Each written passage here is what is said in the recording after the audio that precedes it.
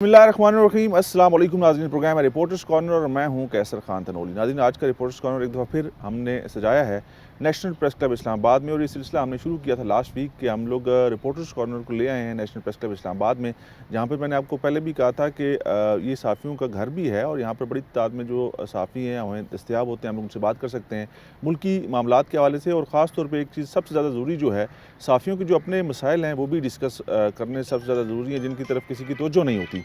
और सहाफ़ी इन दिनों में ख़ास तौर पे ये जो मौजूदा हालात चल रहे हैं, बहुत ज़्यादा मसाइल से दो चार हैं, उनकी परेशानियाँ बढ़ती जा रही हैं। वो किस किस्म की परेशानियाँ हैं, ये भी इसके हवाले से भी बात करेंगे। लास्ट वीक भी हमने बात की। और जो मुल्की मामलात हैं, ख़ास तौर पे आज सबसे इम्पॉर्टेंट जो चीज़ है, कल हमने देखा कि चीफ़ जस्टिस ऑफ पाकिस्तान ने अरशद शरीफ जो कत्ल केस है, जो शहीद अरशद शरीफ हैं, उनके हवाले से सुमोटो लिया। उसके हवाले से कल मैंने रात में ही देखा FIR भी दर्ज होगी, जो कि बड़े अर्से से पेंडिंग थी। और उसके हवाले से आज भी जो सुप्रीम कोर्ट के अंदर कार्रवाई हुई है, उस हवाले से भी बातचीत करेंगे। और एक JIT पहले इंस्पेक्टर जनरल ऑफ पुलिस ने बनाई, वो मुस्तरद कर दी गई। उसके बाद दोबारा JIT बनाने के अहकाम जारी किए हैं सुप्रीम कोर्ट ऑफ पाकिस्तान के 5 रुकनी लॉ जज बेंच ने। उसके अंदर कौन कौन लोग शामिल होंगे, वो JIT अपना काम कर पाएगी, नहीं कर पाएगी, ये सारे सवालात हैं, इनके ऊपर बातचीत करेंगे। सबसे पहले मेरे साथ मौजूद हैं अनवर रज़ा, प्रेसिडेंट है नेशनल प्रेस क्लब इस्लामाबाद के। आपका बहुत शुक्रिया, एक दफ़ा फिर आपने हमें वक्त दिया और हमारे साथ मौजूद हैं असद अब्बासी साहब, आप डिप्टी न्यूज़ एडिटर हैं डेली जंग के, आपको वेलकम करेंगे जी। और मेरे राइट हैंड साइड में मौजूद हैं आमिर भट्ट साहब, बड़ी जानी पहचानी और बड़ी जानदार शख्सियत हैं, आप रेजिडेंट एडिटर हैं रोज़नामा मसावात के, आपको वेलकम करेंगे जी। शफीक चौधरी साहब हैं, डिप्टी एडिटर न्यूज़ हैं करंसी न्यूज़पेपर के, आपको भी वेलकम करेंगे जी। आप रेडियो पाकिस्तान के लिए भी काम करते हैं और अपनी जिम्मेदारियाँ निभाते हैं। सबसे पहले अनवर रज़ा साहब, आपसे गुफ्तगू का आगाज़ करते हैं। हमने लास्ट वीक भी बहुत सारी चीज़ों को उठाया, बातचीत की। उसी के बाद हमने देखा, पहले मैं सहाफ़ियों के हवाले से बात करूँ, क्योंकि सहाफ़ी बहुत ज़्यादा परेशानी से दो चार हैं, उनकी मुश्किलात बढ़ती जा रही हैं। उनको थ्रेट्स भी होते हैं, अपने काम को सर अंजाम देने में बहुत सारी रुकावटें भी होती हैं, और साथ साथ मुआशी मसाइल से भी दो चार हैं। हमने जब लास्ट वीक प्रोग्राम किया, उसके बाद हमने देखा कि एक आपकी बड़ी अहम मीटिंग हुई, वो थी चीफ़ मिनिस्टर पंजाब परवेज़ इलाही साहब के साथ। वहीं से आगाज़ करें, क्योंकि सहाफ़ियों के लिए कोई चीज़ अगर अच्छी होती है तो उसको डिस्कस करना और उसका क्रेडिट देना बहुत ज़्यादा ज़रूरी है। बहुत शुक्रिया तनोली साहब। जो आप मीडिया फ़ेज़ 2 की बात कर रहे हैं, एक्चुअली इससे पहले हमारी मैराथन मीटिंग्स हो चुकी थी पंजाब की जो एडमिनिस्ट्रेशन है उसके साथ। ये लास्ट मीटिंग थी CM पंजाब के साथ। ये पंजाब हाउसिंग फाउंडेशन का जो बोर्ड ऑफ डायरेक्टर्स है, उसकी ये 10वीं मीटिंग थी। ठीक है। उसके बाले हाज़िर होता प्रेसिडेंट प्रेस क्लब जो होते हैं वो उसके मेंबर होते हैं, और एक मीडिया फ़ेज़ 1 के जो प्रेसिडेंट है राना ताहिर साहब, वो उसके मेंबर्स हैं। उसमें मैं आपको उसकी फॉर्मेशन से मुतालिक बताऊँ, CM पंजाब उसे चेयर करते हैं, 3 MPs होते हैं, उसमें सेक्रेटरी जंगलात होते हैं, उसमें सीनियर बोर्ड ऑफ रेवेन्यू के मेंबर होते हैं, उसमें सेक्रेटरी इंफॉर्मेशन होते हैं, DG पंजाब हाउसिंग फाउंडेशन होते हैं, और जर्नलिस्टों की नुमाइंदगी हम करते हैं। वो मीटिंग थी, उस मीटिंग के एजेंडे में 7वें पॉइंट पे था कि ये हमारे प्रोग्राम के नेक्स्ट डे आपकी मीटिंग होगी? जी, मीटिंग होगी। उससे पहले भी मीटिंग हुई थी। मीटिंग तो हमने पुराना इसलिए चल उसका रहा था इज़हार नहीं किया, उस मीटिंग को इसलिए सोशल मीडिया पे वायरल नहीं किया, उन तस्वीर को भी, क्योंकि हम चाहते हैं, हम काम करने वाले लोग हैं, और हम चाहते थे कि जब तक कोई कंक्रीट स्टेप ना लिया जाए, कोई उस वक्त तक हम इन चीज़ों को ज़रा सीगाराज में रखें तो बेहतर है। अल्हम्दुलिल्लाह अल्लाह ताला ने बड़ा करम किया, 17 बरस बाद मीडिया फ़ेज़ 2 जो है उसकी बाज़ाब्ता तौर पर बोर्ड ऑफ डायरेक्टर ने मंजूरी दी है। और जो बोर्ड ऑफ डायरेक्टर की मंजूरी होती है वो बहुत इंपॉर्टेंट एक फैक्टर होता है, और यही सबसे ज़्यादा मुश्किल काम होता है जो अल्लाह ताला ने करवाया हमसे। और दूसरा ये था कि जो 35 करोड़ रुपए वाजिबल अदा थे पंजाब की मुख्तलिफ हाउसिंग सोसाइटीज़ के, उसमें हमारी Pindi media town journalist housing foundation society भी थी, बाकी जो फैसलाबाद था, बाकी जो सोसाइटीज़ थी वो भी वाजिबल अदा थे। वो भी हमने परवेज़ इलाही साहब से रिक्वेस्ट की तो उन्होंने वेव ऑफ किया, और वो मंजूरी हो गई अल्हम्दुलिल्लाह। और उस मंजूरी का नतीजा ये हुआ कि फिर उन्होंने जो ज़िले इंतज़ामिया थी रावलपिंडी, कमिश्नर था, DC था, ADCR था, और बाकी जो सेक्रेटरी जंगलात हैं और बाकी वो DG RDA, उन सबको उन्होंने हिदायत की। आज इस सिलसिले में हमारी एक मीटिंग भी है उनसे, ज़िले इंतज़ामिया से, और उस मीटिंग का मकसद ये है कि जो पंजाब में सरकार की स्टेट लैंड है वो उसको हमने आइडेंटिफाई करना है। और जो प्राइम लैंड होगी, जिस तरह हमारी मीडिया फ़ेज़ 1 है, इस तरह की प्राइम लैंड हम पहले उसको लोकेट करेंगे और उसके बाद फिर हम इसको मज़ीद आगे बढ़ाएंगे। तो ये अल्लाह ताला का लाख लाख शुक्र है कि मीडिया जो फ़ेज़ 1 था वो भी जर्नलिस्ट पैनल ने ही अपने मेम्बरान के लिए लेके आए, और अल्हम्दुलिल्लाह अब 17 बरस बाद मीडिया फ़ेज़ 2 है, वो भी जर्नलिस्ट पैनल ही अपने मेम्बरान के लिए लेके आ रहा है। और जो साजिशें और जो इस मुताल्लिक क्या सराहियाँ की जा रही थी वो बिल्कुल बेबुनियाद थी और प्रोपेगेंडा था, दम तोड़ गया। मैं समझता हूँ कि हमने उसका जवाब भी इसलिए नहीं दिया कि हम काम करने वाले लोग हैं, और हम चाहते हैं कि अपने जो लोग हैं उनके लिए हम ज़्यादा से ज़्यादा काम कर सकें। आपने सहाफ़ियों के हालात कार के बारे में मैंने बात की, मुश्किलात परेशानियों का मुश्किलात जिक्र किया की जिसमें परेशानियों की उनके बात की काम आपने। की अंजामदही के दौरान उनको थ्रेट्स भी मिलते हैं, उनकी ज़िंदगी भी ख़तरे में होती है और साथ साथ वो माशी मसाइल से जो है ना वो भी दो चार होते हैं, क्योंकि आपको पता है कि हालात कुछ ज़्यादा अच्छे नहीं हैं मुल्क के जी। अंदर, माशी एतबार से हमारी सूरत हाल बेहतर नहीं है और इसी तरह का असर जो है वो सहाफ़ती इदारों के ऊपर भी पड़ता है, जो मीडिया हाउसेज़ हैं उनके ऊपर भी पड़ता है, तो वो वर्कर के ऊपर ही असर आता है ज़्यादातर। डेफिनेटली। तो वो उनके लिए कि ये खुशी की मैं समझता हूँ कि बड़ी खबर थी कि उनके लिए अगर इस तरह के मामलात किए जाएंगे और जल्दी अगर हो गए तो ये बहुत अच्छा इकदाम होगा। देखिए, जब माशी सूरत-हाल होती है ना, उसका इफ़ेक्ट जो है ना वो आपके ज़हन पर, आपके काम पर ज़रूर पड़ता है। बिल्कुल पड़ता है। और आपको पता है, अब मुल्कों के दरमियान जो है वो लड़ाइयाँ यही है कि आपने माशी तौर पर किसी को कमज़ोर करना है, तो यही जंग है अब। और पाकिस्तान में अनफॉर्चुनेटली जो इदारे हैं, जो इन्होंने कोरोना के दिनों में जो सैलरीज़ पर कट लगाया था, वो एज़ इट इज़ मौजूद है और जो तनख्वाहें कम की गई वो भी अपनी जगह पर मौजूद हैं। और जिन लोगों को ले ऑफ़ किया गया था, पूरे मुल्क से 10,000 के करीब जो जर्नलिस्ट हैं उन्हें ले ऑफ़ किया गया था। और मैं समझता हूँ कि ये उस वक्त की हुकूमत और जो मीडिया मालकान हैं उनका गठजोड़ था और वो उनका जो प्रॉफिट था, उस प्रॉफिट में से जो लॉस था उसको उन्होंने लॉस शो किया, गो के उनको कोई नुकसान नहीं हुआ था इस इंडस्ट्री में। उस वक्त भी हमने देखा कि अरबों रुपए के इश्तिहारात थे और आज भी अरबों रुपए के इश्तिहारात अपनी जगह पर मौजूद हैं, इंडस्ट्री को मिल रहे हैं। हमने उस वक्त भी मुतालबा किया था कि इस पर लेजिस्लेशन होनी चाहिए और गवर्नमेंट को जो एडवर्टाइजमेंट की मद में आपको पैसे मिलते हैं उनको आप क्लब कर दीजिए, इश्तिहारात को क्लब कर दीजिए मीडिया वर्कर्स और जर्नलिस्टों की सैलरीज़ के साथ। तो पहले वो हमारी तनख्वाहें अदा करें, उसके बाद वो जो पैसे बचते हैं अपनी इंडस्ट्री पे लगाएं, अदर देन जो उनके बिज़नेस हैं उनमें लगाएं। एक बात तो ये है, डेफिनेटली आपकी ये बात दुरुस्त है कि इतने सारे माशी मसाइल और जो दीगर मसाइल हैं मुल्क में, पूरे ओवरऑल दुनिया में भी हमने देखा, उसमें मीडिया टाउन फेज़ 2 है, उसकी जो ख़बर है, उस पर जो प्रैक्टिकल काम हो रहा है, ये वाकई एक हवा का ताज़ा झोंका है और इससे लोग बहुत ज़्यादा सेटिस्फाइड भी हैं, खुश भी हैं, हमें दुआएं भी दे रहे हैं। और तनवीर साहब यकीन कीजिए, हम अपने रब की खुशनुदी के लिए, अपने मेम्बरान की वेलफेयर के लिए दिन रात काम भी कर रहे हैं और अल्लाह ताला ने इसी ये वजह से आपकी हमें जिम्मेदारी आपको कामयाबी करना भी, भी चाहिए। जी ये जी जी, आपको कामयाबी लोग भी इलेक्ट अता करते किया। हैं, देखिए, आपकी ये मेरा फ़र्ज़ भी है, मेरी आपकी जिम्मेदारी। रिस्पॉन्सिबिलिटी है, क्योंकि लोगों ने मुझे इलेक्ट किया है अपने राइट्स को प्रोटेक्ट करने के लिए, उनकी वेलफेयर के लिए। अल्हम्दुलिल्लाह हेल्थ एजुकेशन का जिक्र हमने आपके गुज़श्ता शो में भी किया था। आज अल्लाह ताला ने बड़ा करम किया कि जब हम दूसरे शो में बैठे हुए हैं तो उस वक्त हमारा मीडिया फेज़ 2 अनाउंस हो चुका है। परवेज़ इलाही साहब और बोर्ड ऑफ डायरेक्टर ने इसकी मंजूरी दे दिया है। हम कोशिश कर रहे हैं कि एक्सपीडाइट करें इस काम को और जल्द से जल्द जो है जगह एलोकेट हो और वहाँ पर मीडिया फेज़ 2 के नाम से जो हमारा ब्लॉक है, जो जर्नलिस्ट रह गए हैं, मैं उनकी तादाद भी आपको बताऊँगा, हम उनको वहाँ पर अकोमोडेट करें। तो परवेज़ इलाही साहब ने भरी मीटिंग में हमसे ये सवाल किया कि आपके मेम्बरान कितने हैं, तो हमने कहा 1700 के करीब हमारी लिस्ट है, लेकिन 200 से 250-300 लोग ऐसे भी हैं जो सियासी बुनियादों पर, जिनको माजी में निकाल दिया गया था, लेकिन वो वर्किंग जर्नलिस्ट हैं। इसका हमने तयन उन्हें भी कौन करेगा इंक्लूड जिनको करना है। सियासी बुनियादों पर निकाल दिया गया था? इनका तयन कौन करेगा, कैसे होगा, उसका तरीकाकार क्या होगा? किसी के साथ ज़्यादती तो नहीं होगी, क्योंकि पहले भी लोग बहुत ज़्यादा शिकायत करते हैं।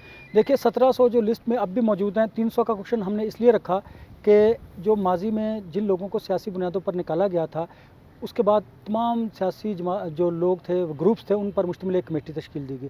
उस कमेटी ने भी उन लोगों को रिकमेंड किया, कुछ लोग अब भी रह गए जो वर्किंग जर्नलिस्ट थे। तो मैं चाहता हूँ कि अब इस दफ़ा मीडिया फेज़ 2 में कोई भी ऐसा शख्स ना रहे, किसी के साथ कोई ज़्यादती ना हो, किसी को सियासी इंतकाम का निशाना ना बनाया जाता हो। कोई वोट हमें दे या ना दे, कोई हमारा मुखालिफ भी है, ये उसका राइट है, ये उसका हक है कि उसको डेफिनेटली इख्तिलाफ़ राय करना उसका हक है। मुमकिन है उसको मेरे कामों से, मेरे जर्नलिस्ट पैनल से इख्तिलाफ़ हो, वो अपनी जगह पर, लेकिन प्लॉट मिलना उसका हक है और वो राइट्स मिलना, प्लॉट मिलना नहीं, राइट्स मिलना जो है उसके मिलने चाहिए। देखिए, प्लॉट मिलना भी उसका हक है, वो भी उसे इंशाल्लाह असद वाइस साहब की तरफ जाते हैं। आप डिप्टी न्यूज़ एडिटर हैं डेली जंग के। असद वाइस साहब, जो बंदा सहाफ़त करता है, जो साफ़ी है, जो वर्किंग जर्नलिस्ट है, वो जब ये काम शुरू करता है तो मैं समझता हूँ कि उसके खून के अंदर सहाफ़त जो है वो रच बस जाती है। वो इसके अलावा फिर कुछ और काम कर भी नहीं सकता। अगर करना चाहता भी है तो उसका इंटरेस्ट उसके अंदर नहीं होता और उसमें कामयाब नहीं होता। सहाफ़ियों के मसाइल पहले इसलिए डिस्कस कर रहे हैं कि पाकिस्तान में सहाफ़त बहुत मुश्किल काम है। यहाँ पर अगर किसी के लिए कोई बात करते हैं तो आपके ऊपर सहाफ़ी, आपके जो अपने दोस्त होते हैं, कहते हैं यार ये फ़लानी जमात से है, इसका हमदर्दियाँ किसी और के साथ हैं। अगर किसी के ख़िलाफ़, किसी के अगेंस्ट कोई चीज़ जाती है और वो एविडेंस के साथ जाती है तो वो लोग उसको नहीं छोड़ते, वो उसको थ्रेट करते हैं। आपकी नज़र में, आपके सहाफ़ती तजर्बे को अगर हम लोग सामने रखें तो कैसे मामलात देखते हैं पाकिस्तान में, चीज़ें कैसे आगे बढ़ेंगी, हमारी सहाफ़ती तंजीमें ठीक काम कर रही हैं कि नहीं कर रही? बिस्मिल्लाहिर्रहमानिर्रहीम। आपने बिल्कुल सही कहा कि पाकिस्तान में सहाफ़ियों को बहुत ज़्यादा मसाइल हैं, और जहाँ तक हमारी जर्नलिस्ट तंजीमें हैं, मैं उन पे बात करूँगा कि ये पूरा यकीन है, इंशाल्लाह ये कोशिश कर रहे हैं सारे, और मैं इंशाल्लाह सिर्फ फ़ायदों की बात नहीं कर रहा, मैं आपके सामने आज सुप्रीम कोर्ट ऑफ पाकिस्तान के अंदर जो केस लगा हुआ है उस हवाले से भी बात करूंगा कि अरशद शरीफ का जो कत्ल है वो कीनिया में हो गया। जी उससे पहले यहाँ पर कई साफ़ी जो हैं वो कत्ल कर दिए गए, उठा लिए गए, मारपीट की गई उनके साथ, उनकी टांगें तोड़ दी गई, उनको बदतरीन तशद्दुद का निशाना बनाया गया। बहुत सारे कमीशन बने, बहुत सारी तहकीकात हमने देखी होती हुई, लेकिन रिज़ल्ट कुछ नहीं निकला। जहाँ तक साफ़ी तंजीमों का है वो कोशिश कर रहे हैं इंशाल्लाह, और हमें उम्मीद है कि वो जो ये मामलात हैं वो देख रहे हैं, और इंशाल्लाह आगे देखेंगे कोई से बेहतरी के चांसेस तो हैं, अल्लाह करे ये बेहतर हो।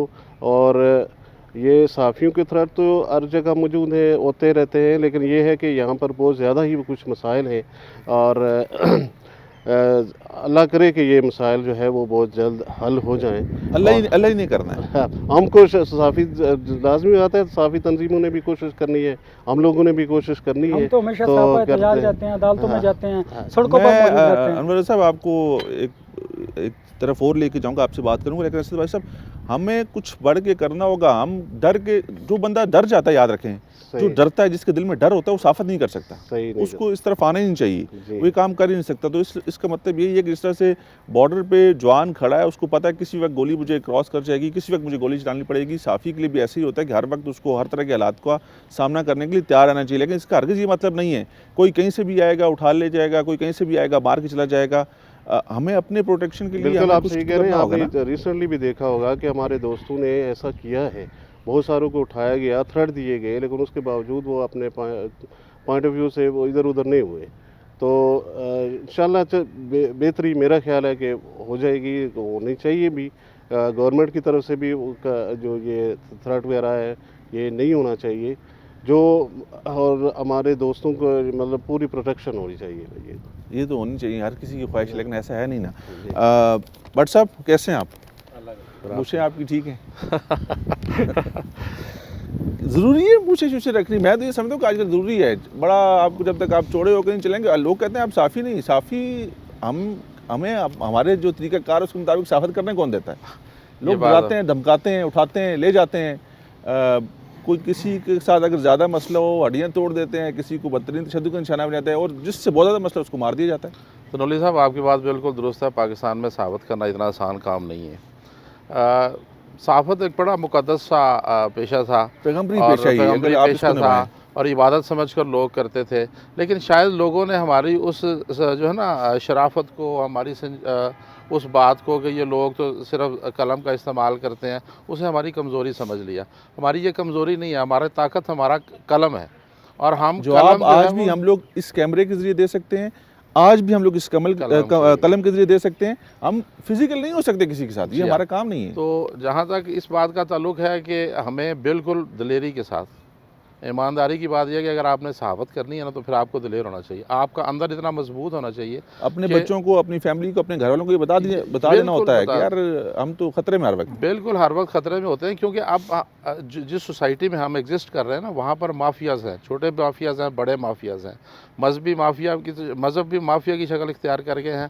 इसी तरह जो जराइम पेशा अफराद है उन्होंने भी माफियाज़ बना लें। आप किसी के बारे में कोई ख़बर दें, अगर वो उसके ख़िलाफ़ जाती है, तो वो ये नहीं देखता कि ये खबर सच्ची है या झूठी है, बल्कि वो ये देखता है कि खबर मेरे खिलाफ है या मेरे हक में है। खबर डेफिनेटली या तो किसी के हक में होगी या किसी के खिलाफ होगी। खबर होती है। बात तो ये देखनी है कि खबर झूठी तो नहीं है, और अगर खबर सच्ची है तो फिर लोगों को इस तरह थ्रेट नहीं करना चाहिए। सहाबी के पास एक कलम होता है, वो अपने बच्चों के लिए रोज़गार कमा रहा होता है।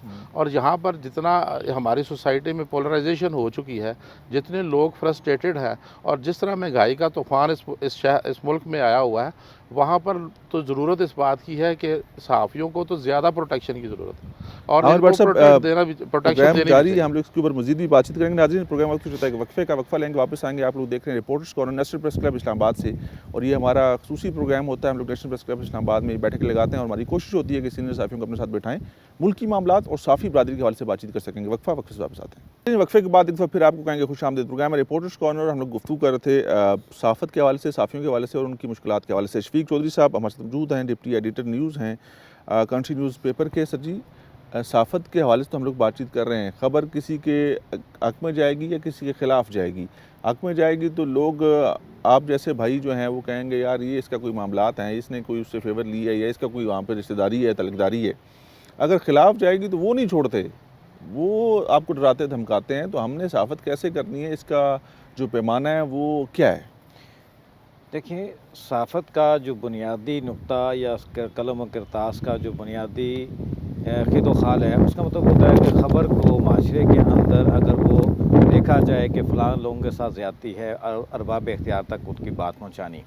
और वो अगर फ़र्ज़ किया कलम के साथ या किरतास के साथ मुंसलिक है और वो अपनी ताने बाने सारे जो है ना वो जोड़ के वो अगर बताता है और उसकी जान पे आ जाती है, तो फिर ये चीज़ फिर मोनोपोलॉजिस्ट में नहीं, इजारादारी में आ जाती है। हमारे सहाफ़ी हज़रात हों, मीडिया मालकान हों, मीडिया हाउसेज़ हों, प्रेस क्लब है, ये सारे यकजान हो के इस वक्त इस चीज़ पे बहुत सख्त कॉन्शियस भी हैं, बड़े मुश्किल में हैं कि वो कौन सा तरीक़ाकार है कि जिससे जो है ना हम माशरे में को एतदाल में ला सकते हैं। सबसे बड़ी प्रॉब्लम ये बनी है कि इसमें कोई शक नहीं कि जुल्म और जबर की ताकत जो है वो हक़ और सदाकत के रास्ते में आगे बढ़ने वालों के कदम नहीं रोक सकती, क्योंकि आज़ादी और सच्चाई के जानबाजों ने हमेशा जुल्म और जबर की ताकतों को शिकस्त तस्लीम करने पर मजबूर किया है। और इसी स्लोगन को लेके हमारे तमाम इदारा जात, हमारी तमाम तंजीमात, हमारे तमाम अकाबरीन, हमारे तमाम क़यादत जो है वो इस सोच में जो है वो मुकय्यक है कि कैसे सहाफ़ी को जो है उसको उसकी प्रोटेक्शन की जा सके, उसके कलम को बचाया जा सके, उस सकाफ़त को और इस सनत को बचाया जा सके।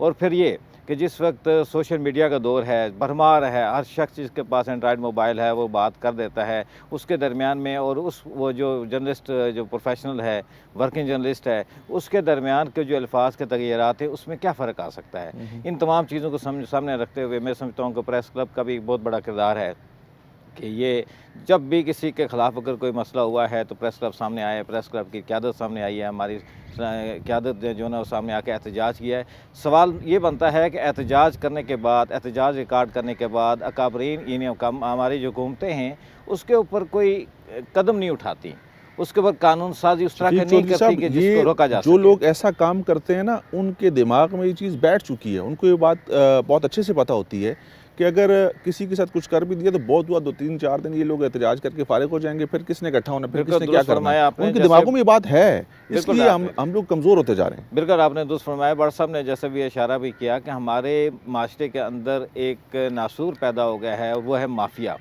हाँ, वो किसी भी शक्ल में है, किसी की सूरत में भी है, उस माफिया ने कलम किरतास को मांद कर दिया है। मगर ये खैर उनको भी सोच में होना चाहिए कि कभी कलम की जो दौड़ होती है ये 40 साल के ऊपर भी भारी होती है।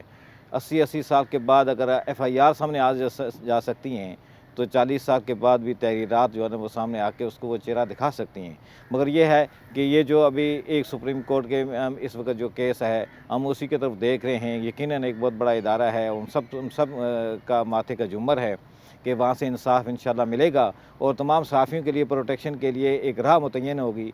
और इस राह पे चल के यकीनन आने वाले दिनों में हमारे ऐवान और बड़े बड़े ऐवानों में बैठे हुए जो लोग हैं वो भी कम अज़ कम इस तरफ देखेंगे कि ये भी एक तबका है, ये भी एक रोशनी और रोशनास जो है ना वो इदारों के साथ मुंसलिक है और इनकी प्रोटेक्शन ज़रूरी है क्योंकि ये माशरे का हिस्सा है। शफीक चौधरी साहब आपका बहुत शुक्रिया। अनवर रज़ा साहब, मैं आपको अभी मैंने मंडे को एक प्रोग्राम किया, हम लोग तहकीकाती सहाफ़त करते हैं, हम लोग अपने आप को रिस्क में डालते हैं। ये हमने 5-6 दिन पहले एक स्टोरी निकाली, जेल के अंदर क्या मामलात होते हैं ये आप लोग जितने लोग यहाँ पर बैठे हैं आप लोग बेहतर समझते हैं, लेकिन वहाँ से कोई चीज़ बाहर नहीं आती कभी भी।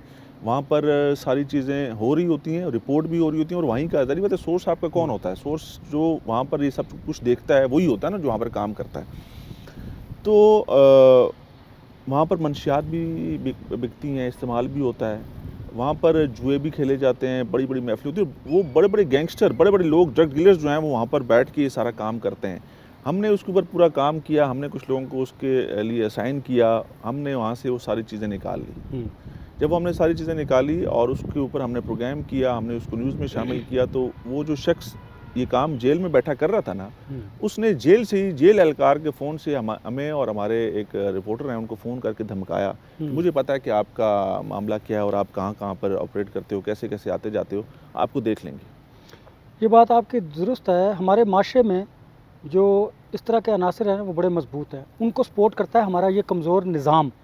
हमें पहले तो इस निज़ाम को दुरुस्त करना है। जिस तरह आपने आइडेंटिफाई किया एक केस को, ये निज़ाम को दुरुस्त करने की तरफ एक कड़ी है, और जर्नलिस्ट का काम भी यही है कि वो हक़ाइक़ को सामने लेके आए, उस पर इन्वेस्टिगेट करना इदारों का ये काम है, आपको उस पता पर है ना कि फैसला करना। जेलों के अंदर जी, क्या जी, कुछ जी, होता है, मैं उस पे लेकिन आता हूँ। वहाँ से ये चीज़ें निकालना बहुत मुश्किल मैं काम आपको है। बताता हूँ। हमने उसकी देखना, फुटेज बनवाई। पहली बात तो ये है कि जेल के अंदर की फुटेज और वहाँ के जो इश्यूज़ हैं उनको बाहर लेके आना, ये बहुत बड़ा काम है। इस पे मैं आपको अप्रिशिएट भी करता हूँ।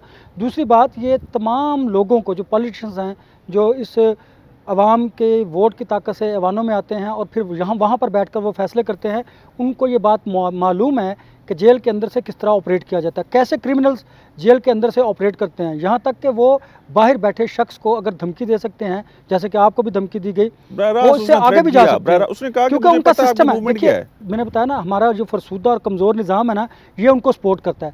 अब भी आप इसको इंडिपेंडेंटली इंक्वायरी करवा लीजिए। जेल के अंदर मनशियात आम है, वहाँ पर जुआ आम है, वहाँ पर जो भी सर, बुराई मैं है कह रहा हूं माशरे कि की वो आम जिसने है। कॉल की, जी, जी, जी, जिसके जी। हवाले से हमने फुटेज ली, उसने वहाँ के एहलकार का फ़ोन इस्तेमाल किया, हमने उसकी वो डिटेल्स क्यों निकाली किया? सर। इसलिए किया कि वो जो सुपरिटेंडेंट जेल जो भी होगा जिस जेल का, उसको वो माहाना पैसे देता होगा रिश्वत के तौर पर। उसके ऊपर देखिए, फिर ये कार्रवाई बात हुई, दुरुस्त है। सुपरिटेंडेंट जेल को भी हटा दिया गया और उस शख्स को वहाँ से फैसलाबाद जेल मुंतकिल वो कर दिया देखना, वो इसलिए मुंतकिल कर दिया गया क्योंकि आप लोगों ने हाईलाइट कर दिया इस मामले को। अदरवाइज बहुत सारे ऐसे केसेस हैं कि जो हाईलाइट नहीं होते और हमारे इस फरसूदा और कमज़ोर जो निज़ाम है उसकी भीड़ चढ़ जाते हैं।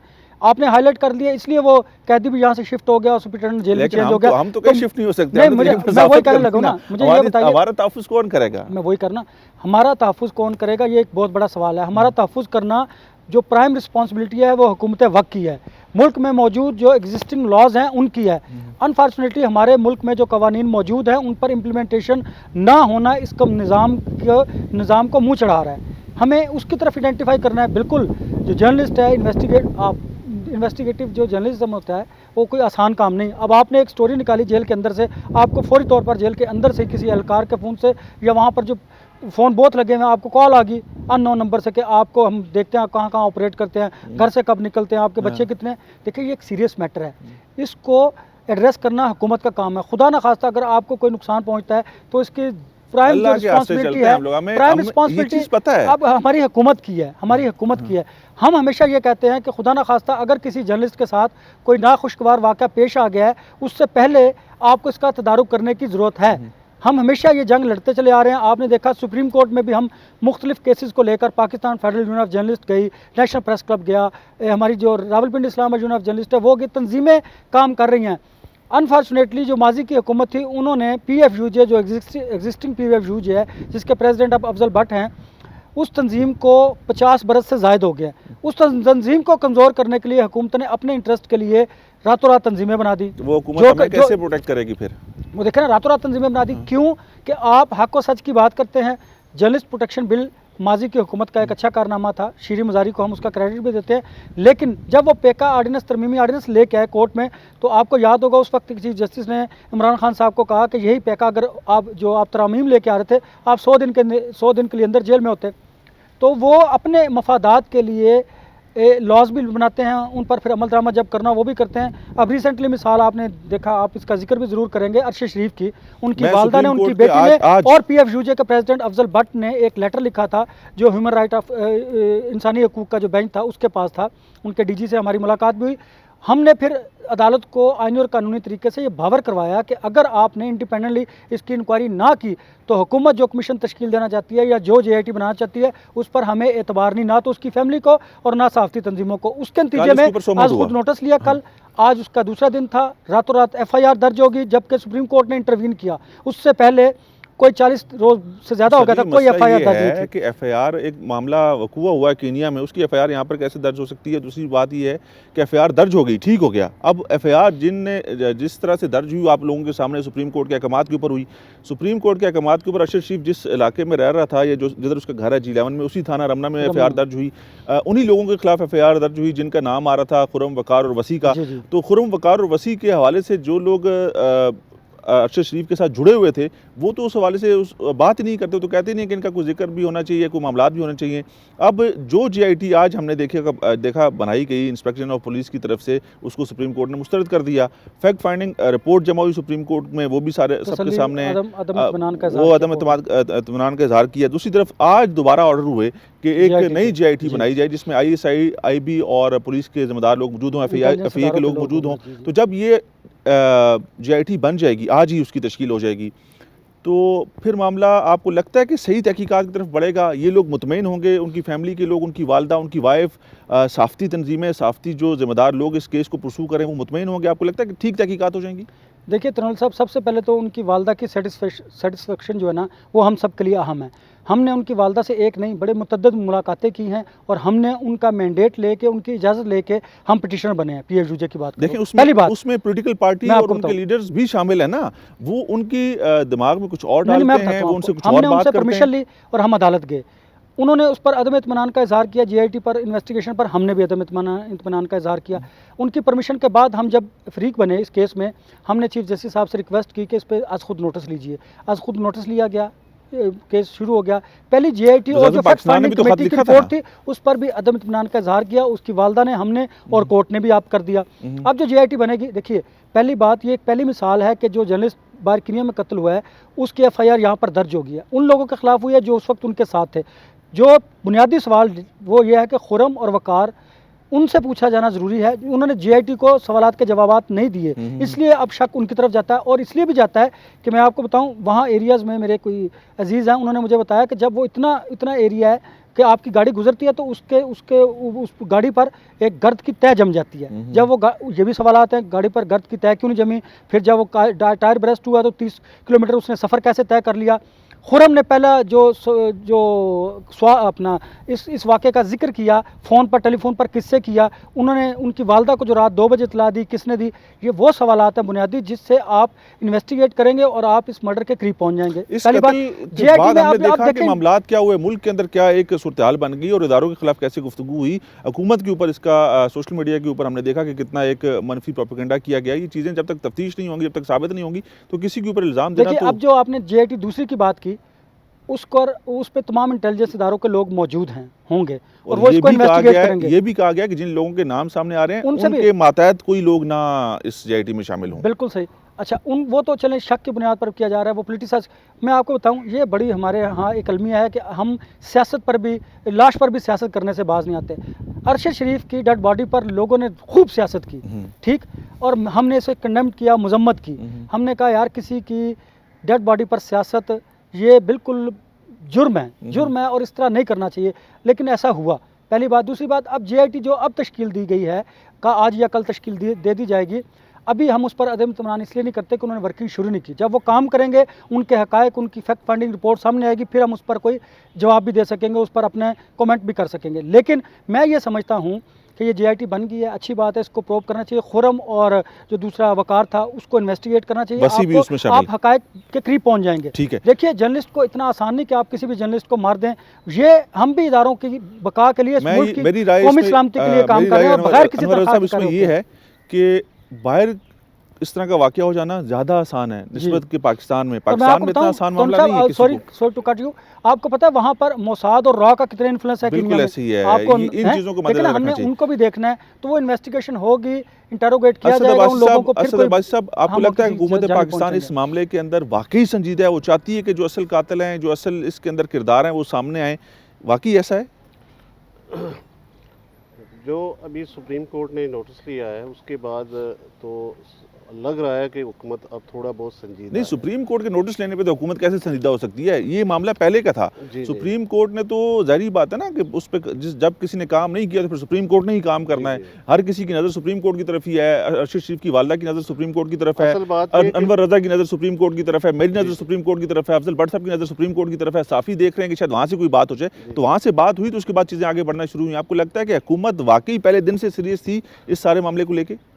हुकूमत पहले दिन से सीरियस मेरा ख्याल है उस तरह से नहीं थी, लेकिन इसमें एक और ये अमल दखल है, जिस तरह अनवर साहब ने कहा कि ये इस मामले को ज़्यादातर सियासी बना दिया है। एक जमात ने अब उस मतलब साफ़ी कत्ल हुए हैं, वो अब बैरून मुल्क हुए हैं, लेकिन यहाँ पर वो एक वो सियासी मसला बना दिया है। तो इस वजह से भी मेरा ख्याल है जो तहकीकात हुई हैं उस पर काफ़ी असर पड़ा है। लेकिन ये है कि अब जिस तरह JRT बनेगी इंशाल्लाह बनेगी, तो लगता है कि हुकूमत अब संजीदा है और इस मसले में कोई ना कोई इंशाल्लाह हल निकलेगा। और जो गमज़दा फैमिली है, अल्लाह करे उन्हें मैं इसके ऊपर आमिर भट्ट साहब आपसे भी बात करूंगा, क्योंकि देखें मामला बहुत संजीदा है, मामला बहुत सीरियस उसी दिन से था जिस दिन ये सारा वाक़या हुआ। लेकिन जिन लोगों ने ये सारा मामला किया, हुकूमत जो कीनिया है, जो उनके शूटर्स थे, जो पुलिस के ज़िम्मेदार लोग थे, उन्होंने कहा जी कि हमसे ये आइडेंटिफिकेशन का जो मामला था उसके ऊपर ये मामला सारा हो गया, तो हमने इसके अंदर कोई और चीज़ नहीं थी। पुलिस का मौक़िफ़ ये आया, उनकी गवर्नमेंट ने भी ये स्टेटमेंट दिया। उसके बाद हमने देखा कि जब हमारी यहाँ से तहकीकाती टीम कीनिया गई, उन्होंने जाके तहकीकात की, उन्होंने कोशिश की कि उन तमाम लोगों से पूछगछ कर सकें, उन्होंने उन तक रसाई नहीं दी। ये मामला बहुत संजीदा था, इसके ऊपर रसाई मिलनी चाहिए थी, तहकीकात होनी चाहिए थी, वहाँ पर भी FIR नहीं हुई थी।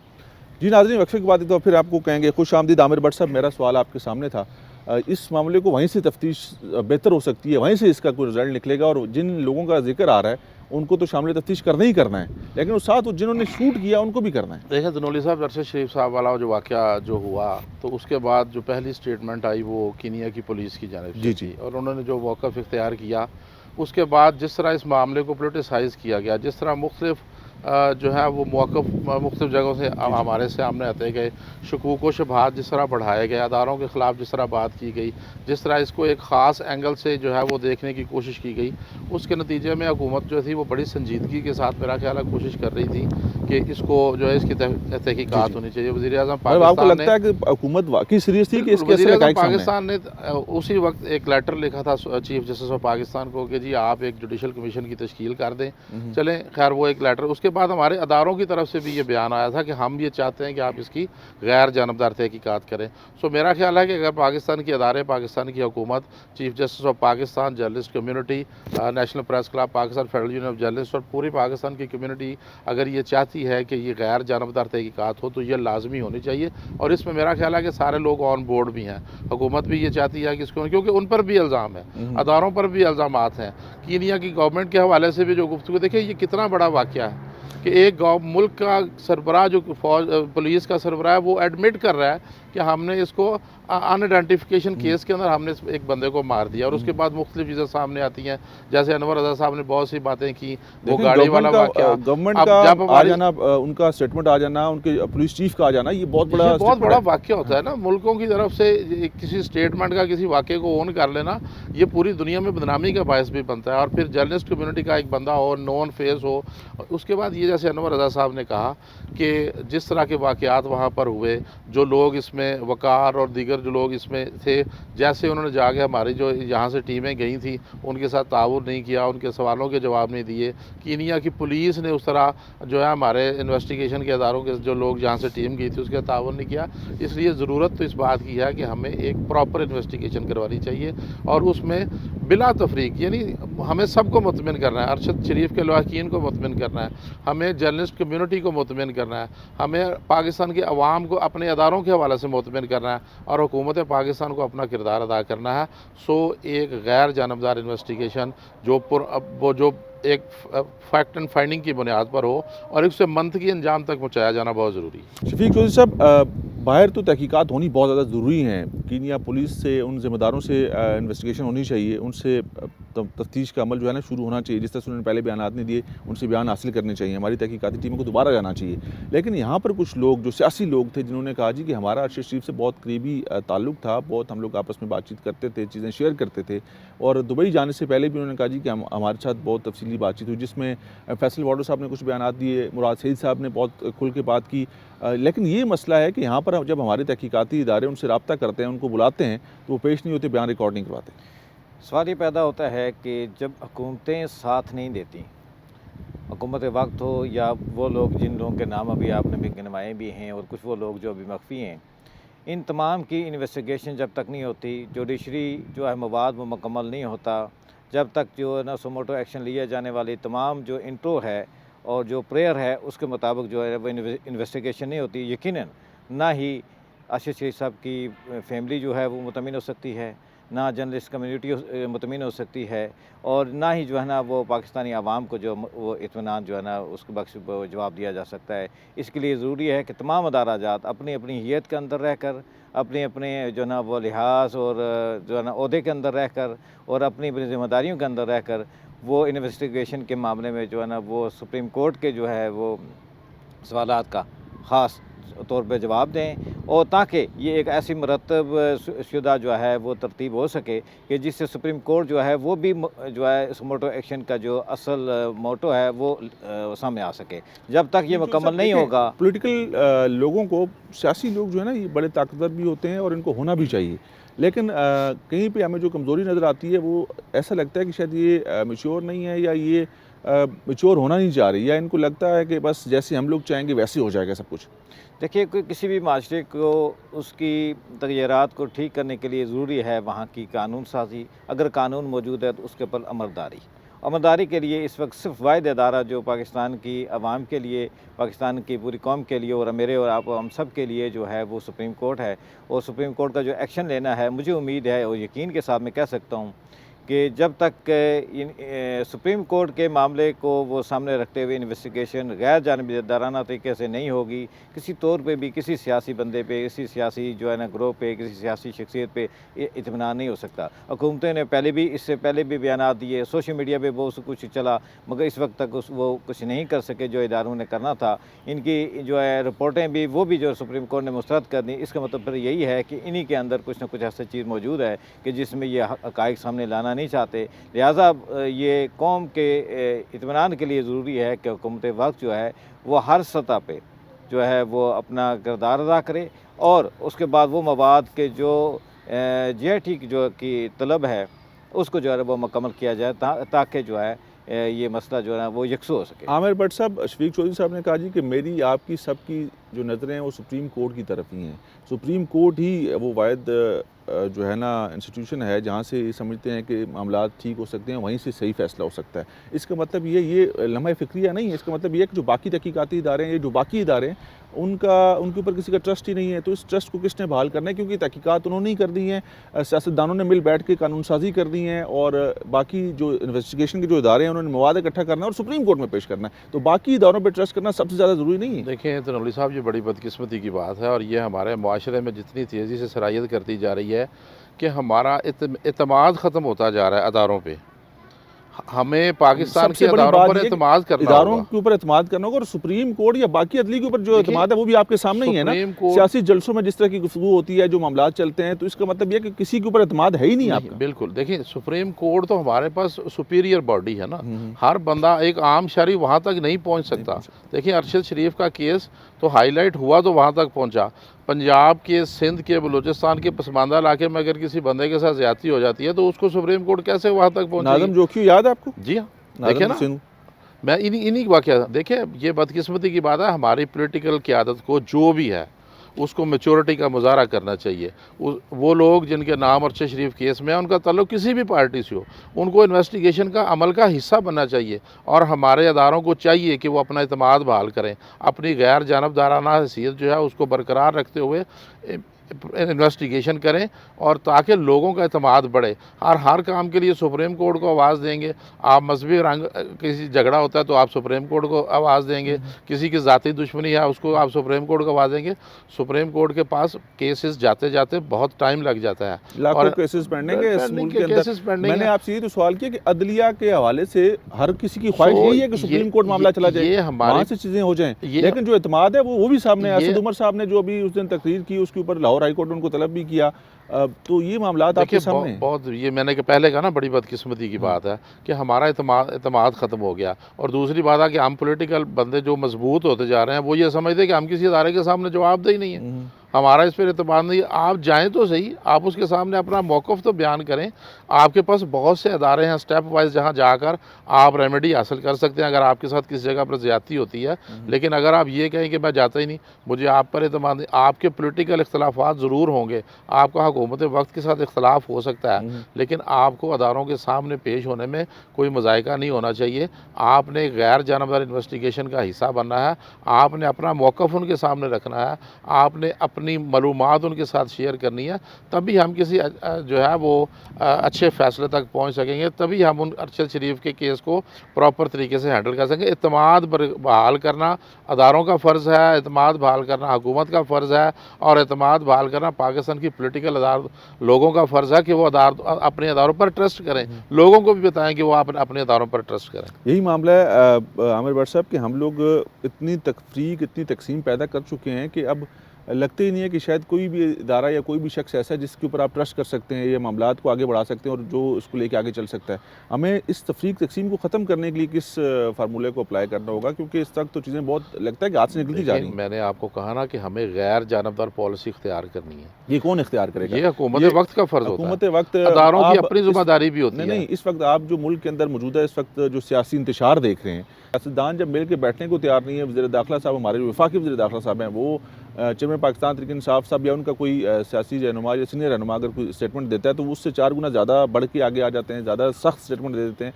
तो मामलात को सुलझाने के लिए, बेहतर बनाने के लिए आपको लगता है कि उस वक्त कोई ऐसे सीरियस लोग मौजूद हैं जो बैठ के सारे मामले को हल कर सकते हैं? देखिए, पाकिस्तान की पॉलिटिक्स में ऐसे लोग मौजूद हैं जिनको आगे बढ़कर अपना जो है ना वो किरदार अदा करना होगा, लेकिन उसके लिए हमारी पॉलिटिकल क़यादत जो है ना वो कोई भी हो, उसको भी मैच्योरिटी का मुज़ाहरा करना चाहिए ना। देखें, आज हमने इतनी ज़्यादा पोलराइजेशन कर दी है कि हमने इतनी ज़्यादा अपनी गुफ्तगू के अंदर नफ़रत पैदा कर दी है, इतना ज़्यादा तअस्सुब पैदा कर दिया है, और इतना हम एक दूसरे के बारे में इतने सख्त अल्फाज इस्तेमाल करते हैं जो शायद हम अपने घरों में इस्तेमाल नहीं कर सकते, अपनी फैमिली के साथ इस्तेमाल नहीं कर सकते, लेकिन पब्लिक के लिए हम खड़े होकर ऐसी ऐसी गुफ्तगू करते हैं। इस बात को इनका एहसास करना होगा। ये वक्त इनके हाथ से गुजर जाएगा तो फिर ये पछताएंगे। और ये बात याद रखें कि जो आप बोते हैं वही काटते हैं।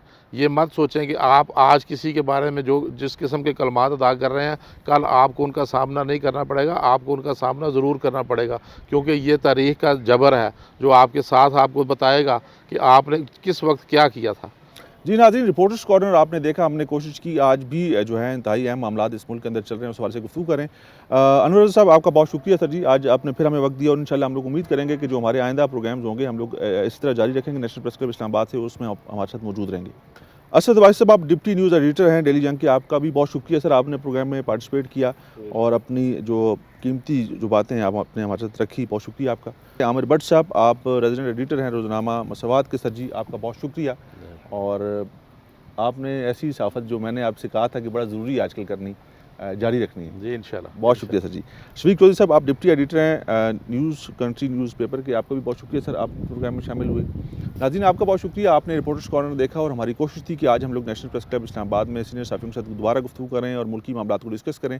उसके साथ साथ सबसे इंपॉर्टेंट जो चीज़ थी वो थी अरशद शरीफ कत्ल केस के हवाले से सुप्रीम कोर्ट का सुमोटो, और आज उसके ऊपर भी बड़ी सुप्रीम कोर्ट के अंदर तफसीली जो है वो बातचीत हुई। हमने देखा कि पहले जो GIT बनाई गई इस्लामाबाद पुलिस की तरफ से, उसको मुस्तरद किया गया, उसके बाद GIT एक और तश्कील देने के अहकाम जारी किए हैं, और अल्लाह करे कि जो GIT बने उससे कुछ नतीजा भी निकले और सुप्रीम कोर्ट ऑफ पाकिस्तान में तमाम तर जो चीज़ें हैं वो खुल के सामने आ सकें। अपने मेज़बान कैसर खान तनोली को इजाज़त दीजिएगा। अल्लाह हाफ़िज़। पाकिस्तान जिंदाबाद।